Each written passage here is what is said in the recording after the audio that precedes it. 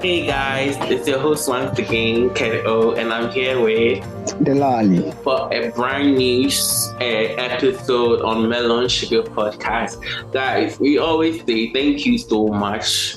We really appreciate you all for just tuning in, just listening to our stupid show. Stupid show that we always make it so exciting for you guys. And then, we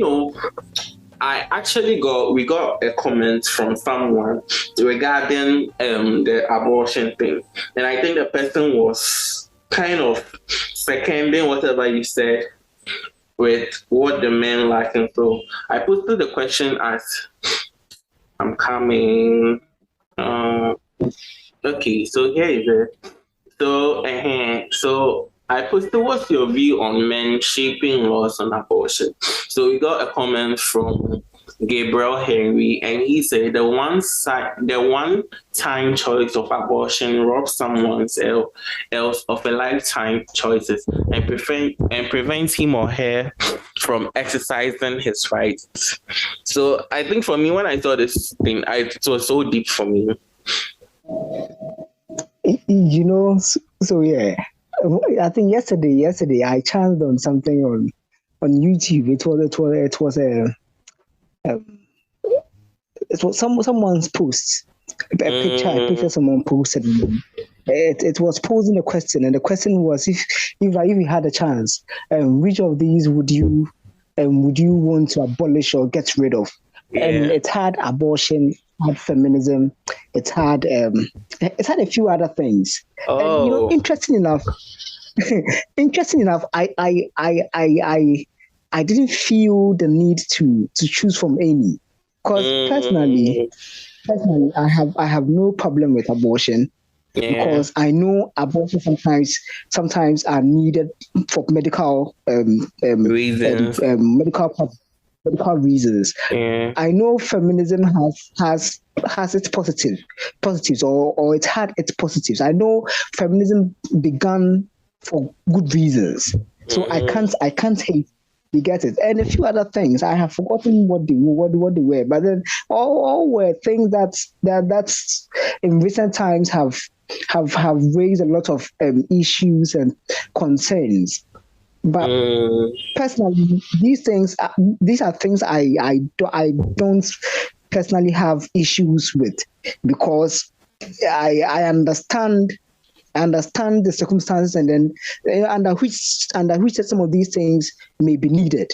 Unlike people who just jump into these things, and for them they feel, if it's red, then it has to be read entirely. There's no chance for it to to change color or something like. Yeah. So for me, sometimes some people just need to analyze the situation and then think about it properly before making some of these decisions, because some of these decisions are irreversible. Whenever when you decide to make to abort a child, you can't reverse it. That's just it. Yeah, you've done it, and that's the end. You see, and that's my fear. The fact that people don't really think about it properly before making some of these decisions. Okay, so guys, that was just on the comment. So let's get back to today's episode. Today's episode is like, let me say, we are going around the world. We'll just be talking about things that are trending on Twitter, let me say on social media and the rest. So sadly, last week, the Queen died. Her Majesty Queen Elizabeth II died. And interestingly, do you know, I never knew we had Queen of Ghana. I never knew. Do we have a Queen of Ghana? We used to have. She was the Queen of Ghana. She was it for only 3 years. So after independence, 1957 to 1960, because we were still having a parliamentary kind of thing. So she was the queen of Ghana. So after this funeral, and I was like, really? Yeah. So after 1960, that's when we became a republic. So I was like, oh, really? So that means that we are also in the funeral. Just like how people are just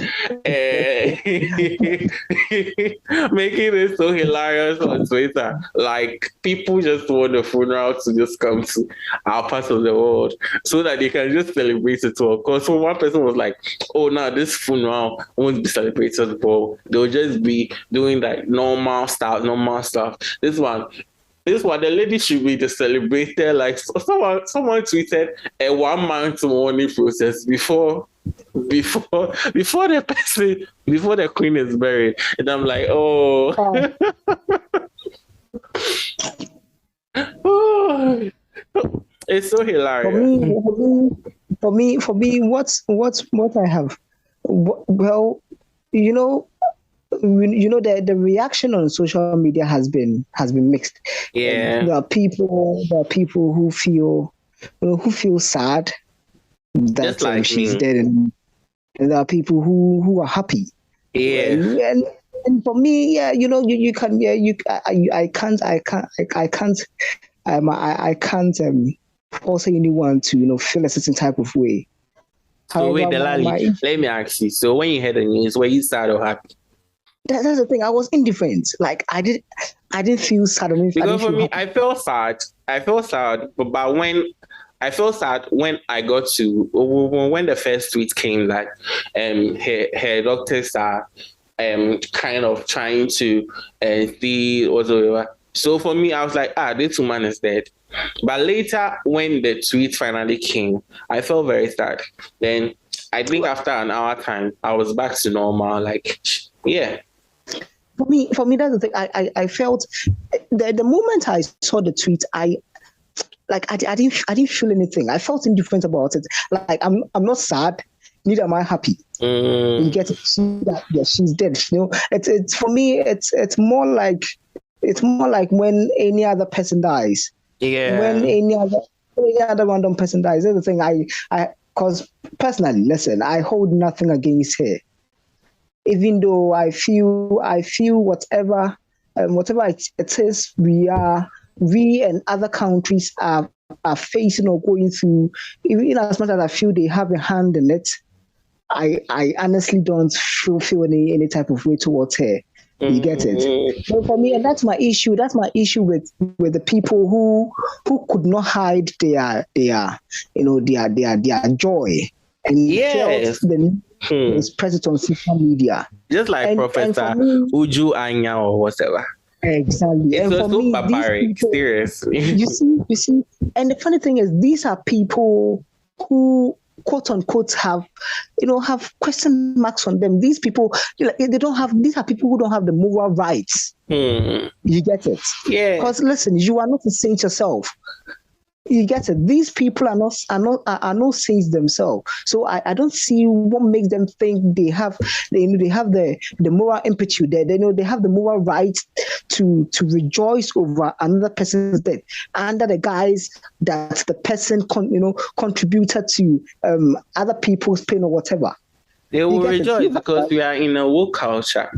Exactly. And the thing is, when I look at all these people, even though some of them tweeted under the guise that Queen Elizabeth and the British in general, because of their colonization of the other countries and whatnot, and the fact that they stole other people's natural resources, golds, artifacts and whatnot.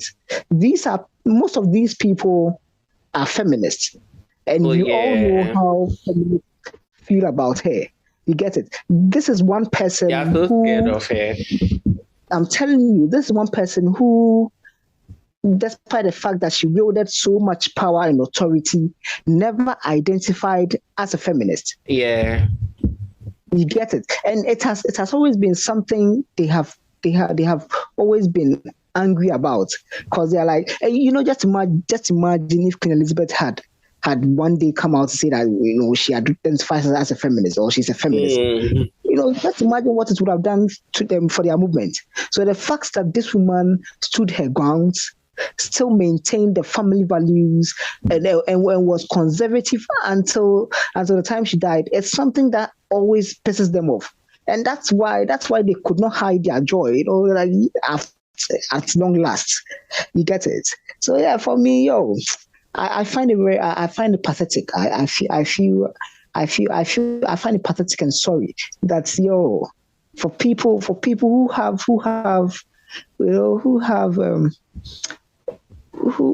are living in glass house, dare to throw stones. They are really throwing it and smashing it. You know. Yeah, really throwing it and smashing it. Because for me, this tweet from the professor, for me, when I saw it, I was like, whoa. But my first reaction was, I saw it, then I was like, okay. Then later I saw in the trend that Jeff Bezos was trending. And I was like, okay, then what's that? Then I saw the woman's tweet, and I was actually the last sentence, may her pain be whatever. That's what it pissed me off. Because seriously, you will never wish that for your enemy. You will never wish that for your enemy. It's quite sad. It's quite sad for me. For me, I miss all this thing. I miss all this chaos, or I miss all this recent happening. And then for me, my worry now is the way forward. Is going forward. Will the British be able to maintain the monarch system? Listen, whether we like it or not, in as much as we feel times have changed, I feel the monarch system has really worked for them. Yes. And I will be very hurt to see them transform, or to see them switch to the democracy. Even I feel they are still under democracy, I will be a little bit disturbed if they switch to voting for the presidents or whatever it is, other countries. Because countries. You see, for me, I think it won't happen. Because if you are to look at their history, you will know that it's through the monarchy that has brought a lot of things to that country. So you could see that. So you could see that from the Union of Great Britain and whatever. It was a king who was, I think, ruling Scotland. That I think he got I think he was the next in line for the English throne. Then when he succeeded, he later joined them together. That's what it became, like Great Britain. Yeah. And I think it has stood the times. You could see it has stood the times of everything. Because even when Meghan Markle, with their whole thing of leaving everything, you could see that seriously, in everything that you do, you still come back to them. You can just go to America and but still you also come, because you need that thing. You need like let me say, you need to be known that you are still part of the royal family. So I think for them it's okay. But for the other countries where she's the head of state, that now his son King Charles III is like the monarch there, like let me say Canada, Australia, those Commonwealth realms. Like I think for them in the near future, we wait to see if they'll become a republic. So I think with everything, it's very cool. I think King Charles is cool with everything that he's doing. It's very cool. So to our listeners, you see, never for me, that professor, if I was to be one of his family members, I'll just stop communicating with her. Seriously. Stop communicating with her. Because if you're a professor, you should know something. You can't just tweet, please. You are not a grade 12. Please, you are not a grade 12 kid or something. You are not. And you to just tweet something like that. And with the people who are tweeting everything, please, we know you have your freedom of expression and everything. But please, you guys shouldn't just dirty the waters. You shouldn't dirty the waters. You see, this is actually one of my problems with Twitter, and their rules and whatever they claim to have. People have the freedom to tweet these things. However, when someone questions another person's, genuinely questions someone's motive or questions someone's action, it is termed as a hate as a hate speech. But then there's a clear example of hate speech. You get it, and Twitter will see nothing wrong. And you see, that's the thing. Twitter panders to a certain group of people, and for me, I find it quite unfortunate, and that's why I was happy when Elon Musk wanted to buy Twitter. Because at the time we knew at least it would bring some level of sanity. And at least bridge the gap, between bridge the gap so that there wouldn't be too much partiality and pandering. Because it looks as if Twitter panders to the left, and the radical left. So these people are allowed to say whatever they want to say on Twitter. But whenever someone says sorry, your account suspended, or even blocked.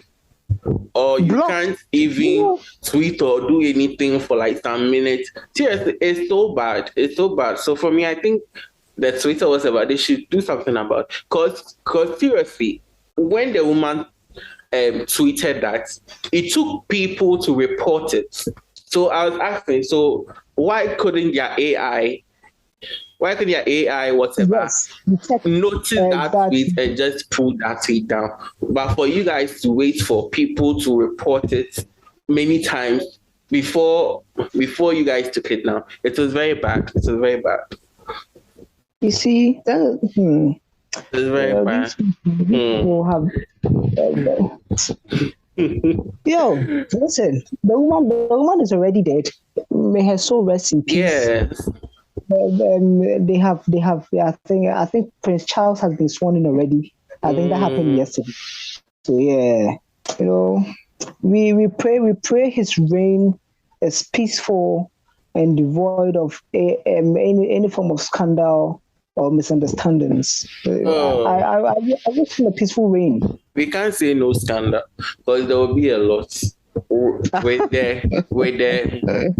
the successes, the Cambridges, the Wales people around. We are coming to see more of, let me say,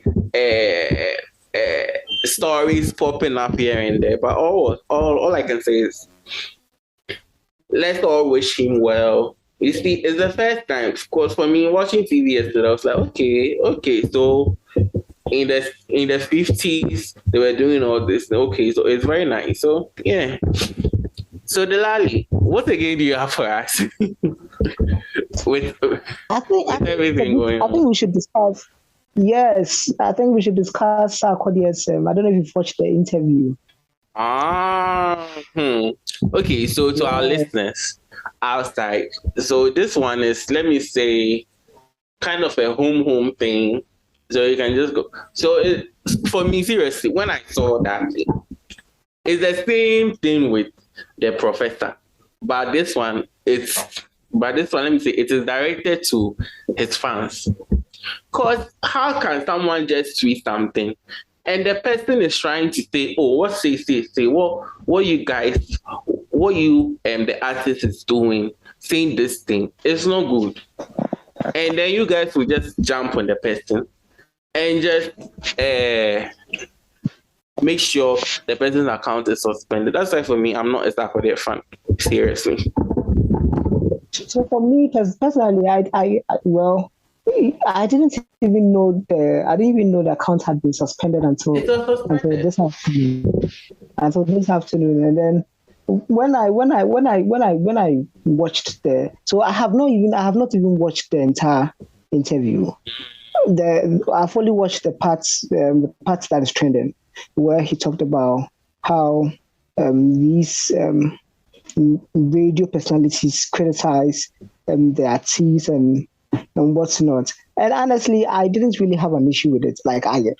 And even till now, I don't have an issue with it, because if if as an individual you've not really excelled in your field of work, what gives you the right to criticize someone else in a person's field of work?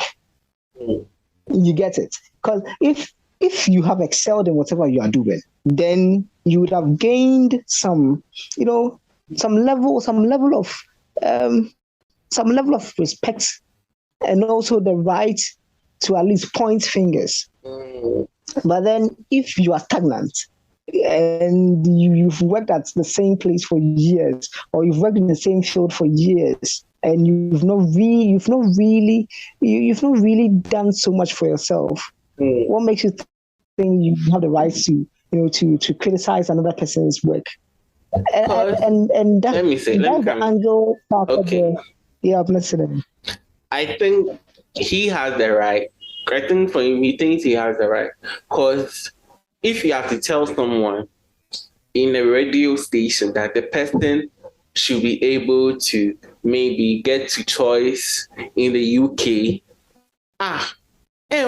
wait, and you to just be comparing and that you got BBC through Comrade. Wait, you can't tell me, okay, let's just say someone from normal Hits FM or something. You can't tell me the presenter will just be working for 20 years and then you expect him to be by now to be in choice or something. Even the Nigerians, even in Lagos, when you go, you still have people there who are doing. Because the choice, seriously, let me say, the UK is only the BBC who will come for, let me say, African journalists or whatsoever.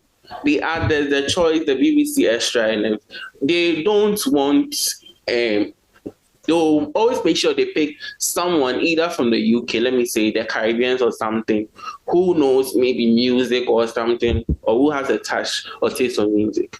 So for now that maybe Afrobeat is global now, then maybe they might say,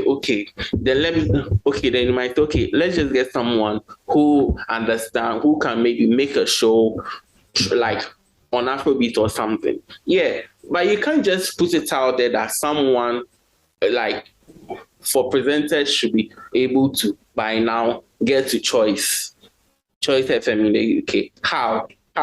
Well, I feel people are missing the point. What he was saying is, for the Nigerian industry and music industry to excel, it was actually people, their own people outside because they are many. Aside the fact that they are many, these are people. People made conscious effort to. That's the point you are missing. People made, and that's why he made a Comrade Dumont inference where he said for him to have gone to BBC, it was Comrade Dumont who had to. So someone had to, someone had to do something. You get it? Someone, he had to know someone there for him to be able, for him to have been able to get that interview there. You get it? And let's be honest, when you look at these Nigerians, they have people almost everywhere. Oh yeah, they have people everywhere. But at first, they didn't used to have it. They didn't used to have people anywhere. So they make sure to penetrate. And the funny thing is, we had people everywhere, but we didn't use it. Listen, we didn't use them. That's the thing. And I don't know if we didn't use them or they were unwilling to help. They were willing to help, but our artists were like, they don't want to go international. They don't want to go this thing. They were just sitting on their assets. And now they've got the Nigerians taking over everything. And now they're like, really? Everything. And it's really sad. It's really sad. Because listen, sometimes on Twitter, you see some of these Nigerians say that sometimes when those outside, those in the diaspora, some of them those in the UK and the US, Dubai and whatnot, they say something when they go to the clubs, they're intentional about the whole thing. So they go, they use their own money to bribe the DJs to play Nigerian songs. That's how intentional they are about these things. Let's say that straight. Just yesterday. For him, Sarkodie speaking, he won't go to any club. Then he will even give the DJ $50,000. He won't do it.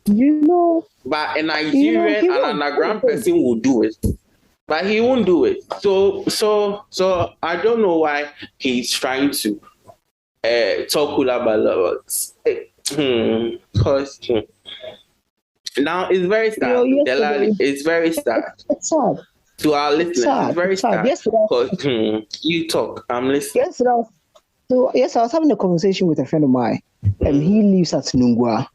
And we were talking about this same topic. And then he said he remembers before when this guy, Victor AD, released Waiting Again. Yeah. He said even before the song blew, before it blew on the airwaves, and before it started playing it almost everywhere. The guy had already come to perform at a nightclub at Nungwa when he was unknown, when no one actually knew him. So when the song blew, and then we're like, but this song, last time when we went to the club, we had, the guy came to perform the song. So, and you see, and it tells you how intentional these people are. These people sometimes release songs, and you see them, whether it has blown or not, they go around nightclubs performing the song. They're intentional about everything they do. They don't just release the songs and then leave them to fate. Leave them like, let's see how this song does. They are intentional. They know they are deliberate about whatever they do. You get it? I think that's the one thing we're missing here. Artists are not really deliberate. They're not really intentional about the whole thing. Some of them release songs and then just they don't do anything. They don't even do any promos. They just leave it. They leave it to fate, waiting for the fans to pick it up and and make it hit songs or popular. Like, that's not how these things work. The music industry doesn't work like that. You get it? So in as much as yes, I agree with what Sarkodie said, but then also I feel that the artists also have to have to work a little bit harder. I feel they are too comfortable. Honestly, they are too comfortable. They are too comfortable and pompous. They feel everything has to be done for them, and they are not treating they are not treating music as a business. You get it? Most of them are not treating music as a business. That's why when you go to Nigeria, you have Don Judge's record label Mavens. They have music executives. They have artist management, road managers. They have all these people. They have people who are experts in their field. People who have taken the music as a business. But here, some people have taken this as family and friends. They don't really have professionals. They don't have professionals handling their music crafts. They just have a couple of friends they can rely on, and that's the thing. You can't treat the thing like that and expect to make millions out of it, or expect your music to travel outside our borders. So it doesn't work like that. It doesn't really work. Dalali, thank you very much for this one.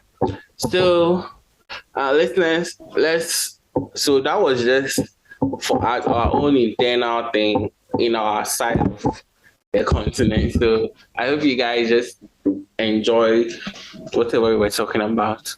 So to our next topic, this trending topic.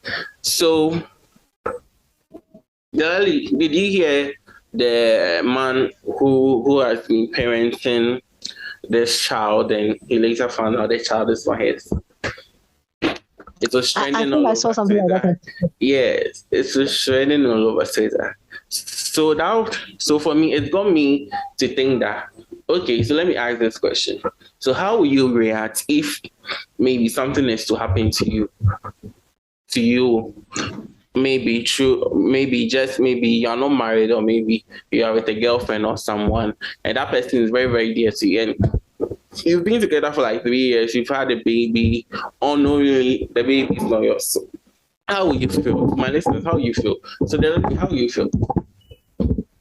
You know, because the man was so emotional, and I think he has been able to like stay strong and all that. So you know, these topics are, you know, these things, when I see them, I feel really bad, honestly. Because listen, see, raising a child is not a joke. It's not a joke. And let alone, you know, expensive. Let alone raising a child thinking it's yours, only to later find out that it's not yours. That's painful. Listen, forget about the money. Forget about the money. The emotions, the emotions invested. Because now you are emotionally, bounded to the child. Aside, the one we were talking about today, I read another one on Twitter, and this one was actually posted by the lady. So apparently, the lady, the child did not belong to the man. The lady was aware. The lady was aware, and then when the man got a promotion at work, so which automatically meant his salary has increased. So the lady went back to the court for the what did they even give them? The child support for the child support to be increased. Okay. For the child support to be increased, and then the man requested for a DNA. And then when the DNA came out, the DNA came out, and then it showed that the child isn't the man's. And now the lady is saying that, well, she has already forgiven herself for sleeping. Listen, she has already forgiven herself for sleeping outside, for cheating, basically. But how can you forgive yourself when the victim has not even forgiven you? Listen to this. She feels the man is being petty, and that's the child has known the man to be his father for the past years. Now, how is she going to explain to the child? I'm like this woman. Hey, that the child wasn't the man's child. You've been taking child support. And now, when the man has found out that the child isn't his, and even this was as a result of your greediness. If the lady was not greedy and selfish, the man wouldn't have found out.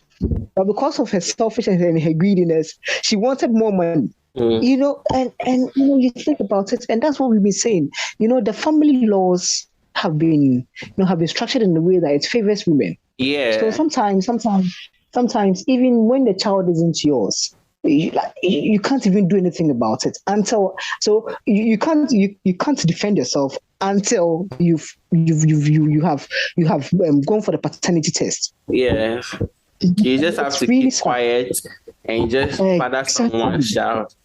Father someone's child until you have proof that the child isn't yours. And it's really sad, even in circumstances and situations where you are unaware, because sometimes there have been situations and there have been instances where the women intentionally get pregnant, even when you have both agreed that you are not going to have children, for the time being. They deliberately get pregnant and then trap the man so that the man will pay child support. And I feel it's really bad. It's really bad. Something has to be done about it. It's really bad. So I think this one can be a whole topic on this one. So let's see, maybe we can just do a topic on it or something. But next week on the next episode, I want us to get more religious. Sure. So more religious. So for me, my religion is Christianity, but I don't go to church. So for our listeners out there, I go, but I'm not like those people who are like always go. Just you have to go before you receive the blessings. No, for me, I believe even if I don't go, I'm with God. God is in my mix. So I'm just posing this question to our listeners that next week, just tell us how you feel about your religion. Just tell us, just send us something, comment on it, just tell us so that we can just discuss on the show next week. Using the direct email. So it's melonsug@gmail.com. So you can just send us just a letter about this topic for next week. So Delali, close us. Because today, I think the episode has been so nice. So close us. So we've come to the end of today's episode. Yeah. We hope you enjoy it, and also pick one or two about it. We also hope you share it to your friends, and get people put people on. So basically, we'll catch you same time next week. We are out.